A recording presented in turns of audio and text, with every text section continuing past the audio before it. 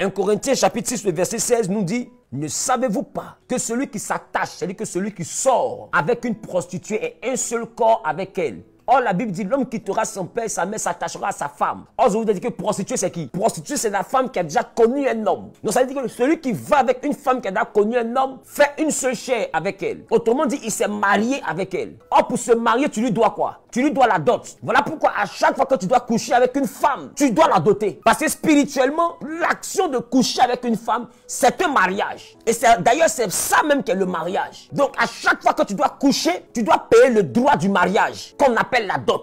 Donc, ça veut dire qu'une femme que tu ne maries pas, tu dois la payer pour coucher avec elle. Parce que coucher, c'est comme si tu veux la marier spirituellement. Tu n'as pas marié à la mairie, mais l'action sexuelle, comme on dit ici, on voit un mariage entre vous deux. Donc, tu dois payer pour ce mariage. Tu dois la doter pour ce mariage. Si c'est un mariage d'une nuit, de 30 minutes dans un couloir, dans une voiture, tu dois la payer pour ça. Voilà pourquoi on l'appelle prostituée. Parce qu'elle reçoit elle-même sa dot pour accepter la noce. Elle reçoit elle-même sa dot pour accepter de coucher. Comme le jour de son mariage, pour accepter de se marier, de faire une seule chair avec toi. Parce que spirituellement, vous ne formez plus deux, mais vous formez un seul corps. Et ça, c'est possible qu'après avoir doté quelqu'un. Donc, en réalité, quand quelqu'un comprend ce principe, il ne couche pas avec une personne sans lui donner la dot. Parce qu'il comprend que le vrai mariage, frère, ce n'est pas le fait d'aller à la mairie, ce n'est pas le fait d'aller à l'église, ce n'est pas le fait de faire autre chose. Le vrai mariage, c'est le sexe. Et le sexe est sacré dans la Bible. Voilà pourquoi ce qui prouvait que les femmes n'étaient pas mariées, c'était la virginité. Dès que le sexe est ouvert, dès que la partie intime est ouverte et touchée, alors elle est déjà mariée. Donc on la met dans le lieu de prostituée parce qu'on ne sait pas avec combien de personnes elle a fait une seule chair. Entend, à chaque fois qu'elle fait une seule chair, elle doit être dotée. Voilà pourquoi Paul dit: ne savez-vous pas? Ça veut dire quoi? C'est une chose qu'on leur a appris dans leur culture. Vous êtes nés, on vous a éduqué selon ça. Que celui qui va avec une prostituée, c'est un mariage qu'il a fait avec elle. Il fait une chair avec elle. Donc les juifs connaissent ce principe que sortir avec une prostituée, sortir avec une femme que tu ne maries pas, c'est fait une seule chair. Or, une seule chair signifie mariage. Et là où il y a mariage, il y a dot.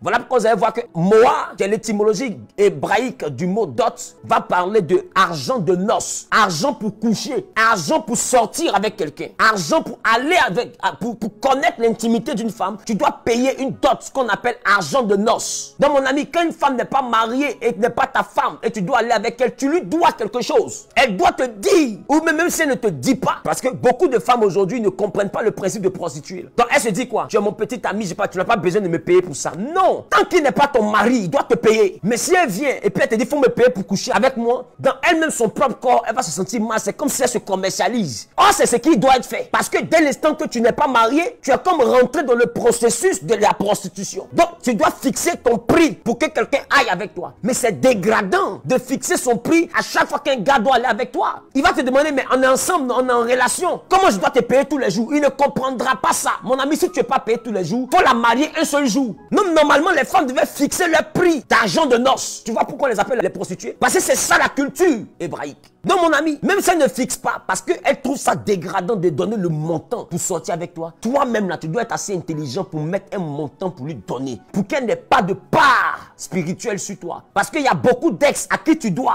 Toutes les fois, j'ai dit si tu es couché avec elle 20 fois, tu lui donnes l'argent 20 fois. J'ai pas dit l'argent que tu lui donnes chaque fin du mois. Je parle de l'argent que tu lui donnes parce que tu viens de coucher avec elle. Un peu comme quand les hommes vont chez les prostituées. C'est pas la fin du mois qu'ils lui donnent l'argent de poche. Quand ils couchent, ils payent. Ils recouchent, ils repayent. Ils recouchent, ils repaye. Il repouche, il repaye. Autant de fois qu'il couche, autant de fois qu'il paye. Voilà le vrai principe. Et s'il couche qu'il ne paye pas, tu lui dois quelque chose qu'elle peut réclamer en te maudissant. Voilà pourquoi une femme que tu n'as pas dotée, et à chaque fois que tu couches avec elle, tu ne lui as rien donné, si elle te maudit, ça va te prendre. Parce que spirituellement, mystiquement, tu lui dois. Ça fait un. Voilà pourquoi Dieu t'appelle à la sanctification. Parce que chaque contact sexuel que tu as, mon frère, tu dois payer une dot à une femme. Tu dois payer une dot à une personne pour coucher avec elle. La fornication coûte plus cher que le mariage. Parce que le mariage, tu payes la dot une seule fois et puis c'est fini. Mais dans la fornication, tu payes la dot à chaque fois que tu couches. Maintenant, ma question, on te paye dot une seule fois pour toutes. Et puis elle devient ta femme. Et payer dot à chaque fois que tu dois peinturer. À chaque peinturerie, you must pay. Tu vas payer dot. Tu vas payer dot à chaque fois que tu dois peinturer. Tu veux peinturer lundi, tu payes la dot. Tu veux peinturer mardi, tu payes la dot. Tu veux peinturer jeudi, tu payes la dot. Tu veux peinturer tous les jours, tu payes tous les jours. Point. Donc, Tu vois que la fornication, c'est un luxe. Le péché, c'est un luxe. C'est pour ceux qui ont l'argent. Si tu as l'argent pour payer dot de 1000 femmes, mon ami, il faut coucher avec toutes les femmes que tu veux. C'est pourquoi vous avez remarqué dans la Bible, quand les gens voulaient coucher avec une autre femme, ils la prenaient comme concubine. Pourquoi? Parce qu'ils payent la dot.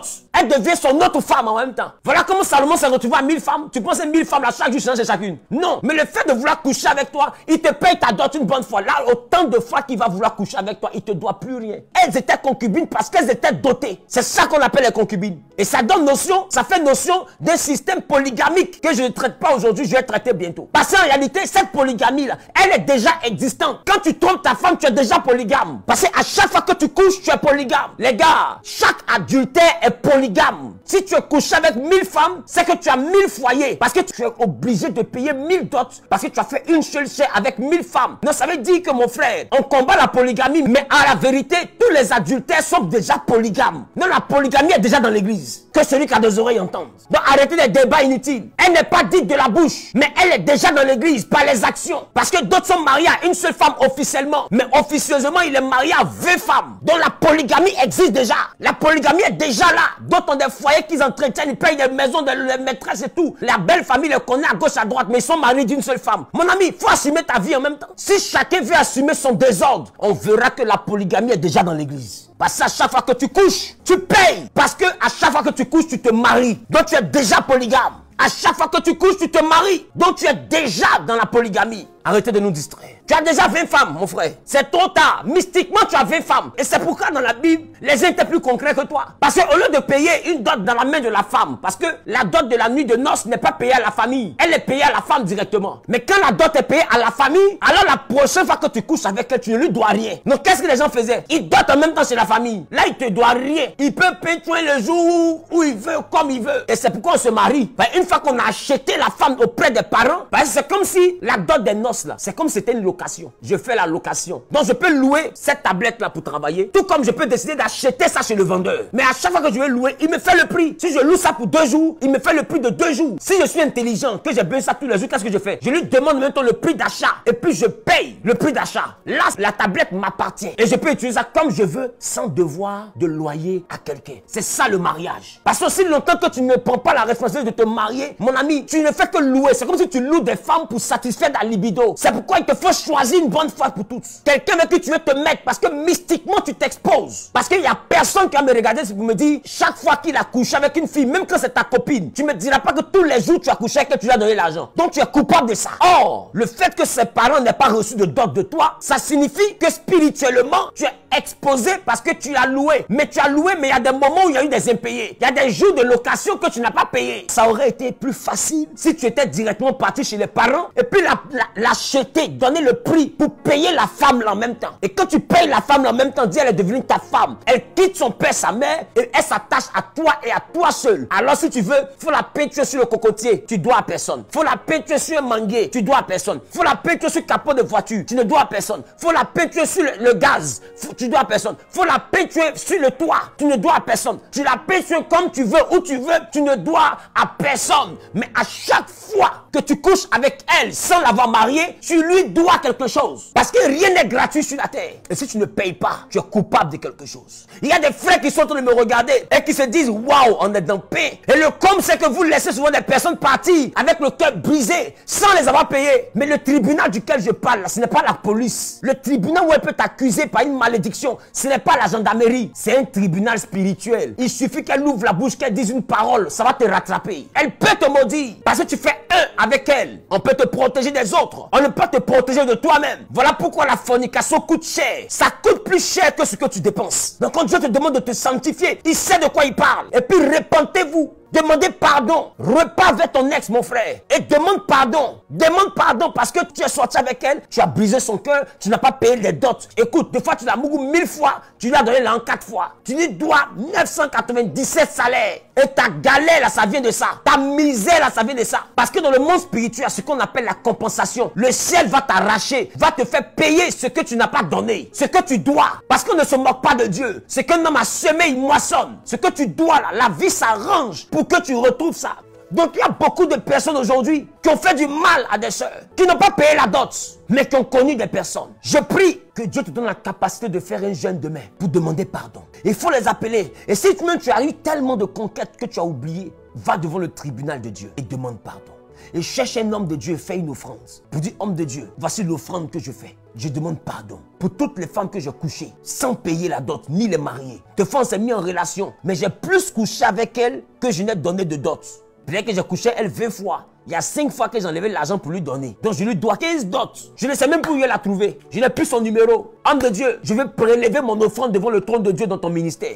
Pour qu'au travers de ton ministère, que Dieu me pardonne. Parce que je ne savais pas. C'est pourquoi la Bible dit, mon peuple est détruit parce qu'il lui manque la connaissance. C'est l'ignorance qui est la base de ta destruction. Il y a des choses qui t'arrivent, mais qui viennent en réalité de ton ignorance. La dot est un principe tellement complexe. C'est une loi tellement complexe. Donc cherche un homme de Dieu, une servante de Dieu. Maintenant, tous mes enfants dans la foi, les hommes qui me suivent, qui voulaient faire ça dans mon ministère, utilisez les moyens qui sont affichés à l'écran. Et je prierai pour vous. Mais demain, tous les hommes qui sont sur cette page, vous allez jeûner de 6h à 15h. En tout cas, toi que le message là t'a dit quelque chose. Et puis toi réellement que le message a touché. Demain, nous allons faire le jeûne. De 6h à 15h. Quand on va finir le Woodstock de demain, on va couper le jeûne. Frère, il faut jeûner. Ton malheur ne vient pas que des sorciers de ta famille. Ton malheur vient de fois des femmes avec qui tu as couché. Et quand vous êtes séparés, elles ont prononcé des malédictions. Il va voir ce qui va lui arriver. C'est à moi, il fait ça, non? Et puis tu lui as répondu, tu peux faire quoi? Elle n'a pas besoin de faire quelque chose. Les malédictions qu'elle prononce là, puisque tu lui dois, ça aura de l'effet. Parce qu'une malédiction sans cause n'a pas d'effet. Mais une malédiction avec cause a beaucoup d'effet. Tout comme les parents qui ont reçu la dot. Et puis le mariage est cassé, tu n'as pas remboursé la dot. Le monsieur peut le relâcher aussi de malédiction parce que vous lui devez. Parce que la dot se rembourse. Si l'abolition du mariage est justifiée, dans ce cas, les parents doivent rendre la dot. C'est un peu comme si j'ai payé le portable. Et puis je m'envoie le portable à bug. Et dans la période de garantie, je vois que le portable ne marche pas comme tu m'avais dit. Et que je décide de rompre le contrat d'achat. Quand je te ramène que c'est démontré que ton appareil est défaillant, tu me dois mon argent. Tu dois me rembourser. Donc la dot se rembourse. Par exemple, une femme que tu as surpris en flagrant délit d'adultère, tu décides de rompre le mariage, ses parents doivent te rembourser la dot, mais c'est pas une bonne femme. Quand les motifs du divorce sont justifiés, les parents doivent te rembourser la dot. S'ils ne te remboursent pas l'achat de cette personne, dans ce cas, c'est toi qui peux prononcer une parole. Il y a une subtilité spirituelle dans la dot. Que la paix, la grâce de Dieu soit avec vous. Au nom suprême de Jésus, j'ai prié. Quelqu'un a dit Amen bien. À demain.